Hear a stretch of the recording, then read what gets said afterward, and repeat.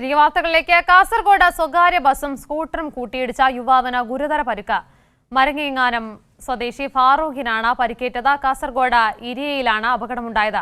അപകടത്തിന്റെ CCTV ദൃശ്യങ്ങളും പുറത്തു വന്നിട്ടുണ്ട്. കൂടുതൽ വിവരങ്ങളുമായി സിജു കണ്ണൻ കൂടി ചേരുന്നു. സിജു കണ്ണൻ, എപ്പോഴായിരുന്നു അപകടം സംഭവിക്കുന്നത്? മാത്രമല്ല, അപകടത്തിൽപ്പെട്ട യുവാവിന്റെ ആരോഗ്യനില എങ്ങനെയാണ് തുടരുന്നത്?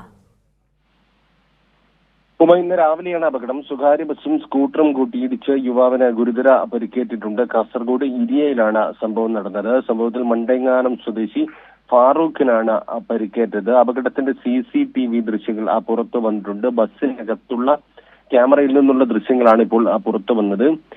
ബൈക്ക് എതിർദിശയിൽ വന്ന് ഇടിക്കുകയായിരുന്നു. റോഡിന്റെ മറുഭാഗത്ത് നിന്ന് തെറ്റായ ദിശയിലേക്ക് ബൈക്ക് എത്തിയതാണ് അപകട കാരണമെന്ന് ഈ ദൃശ്യങ്ങളിൽ നിന്ന് തന്നെ വ്യക്തമായിട്ടുണ്ട്. ബസിന്റെ മുൻഭാഗത്ത് മധ്യഭാഗത്തായാണ് സ്കൂട്ടർ ഇടിച്ചത്. ഗുരുതരമായി പരിക്കേറ്റ യുവാവ് ഇപ്പോൾ ആശുപത്രിയിൽ ചികിത്സയിലാണ്.